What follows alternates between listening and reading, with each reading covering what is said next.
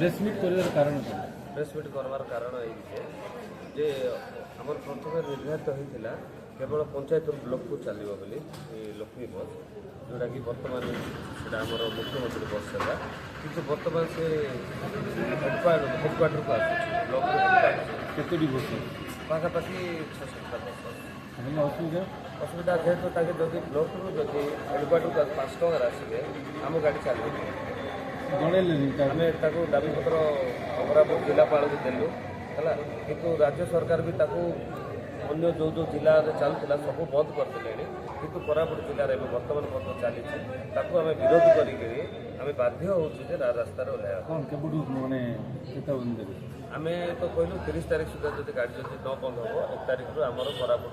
घरे बस मालिक संघर सब बस बंद आम प्राय भुवनेश्वर कटक मालकानगिरी नवरंगपुर उमरकोट इे सबुआड़े बंद रहा कोरापुट यातायात कर सब रास्ता बंद रहा आपको आमको मालकानगिरी नवरंगपुर उमरकोट आमर गुणपुर सबू संघ आम समर्थन कर विषय आम राज्य संघ को डिस्कसन कर जिला प्रशासन को जो जनइले कौन रेस्पन्स मिला जिला प्रशासन जनइले हम 2 दिन भितर बंद करदे बोली कहले कि आज पर्यटन चली से बाध्य हो सभापति अच्छी घरोई बस मालिक संघ प्रेसमिट डका जो 3 वर्ष तले आमको परिवहन मंत्री आमर ट्रांसपोर्ट कमिशनर आमको प्रॉमिस करते जो लक्ष्मी स्कीम रे बस जोड़ा आसला जोड़ा भी मुख्यमंत्री बस सेवार अच्छे सी बस जाक पंचायत टू ब्लॉक ही चलो और ब्लॉक टू हेडक्वार्टर चलेबे नहीं बोले आमको प्रॉमिस करते तो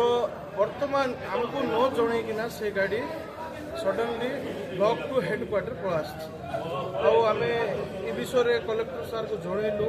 इवेन आम सब ऑल ओडिशा एसोसिएशन को भी आम बस एसोसिएशन को भी जनइलु और चारिबाटे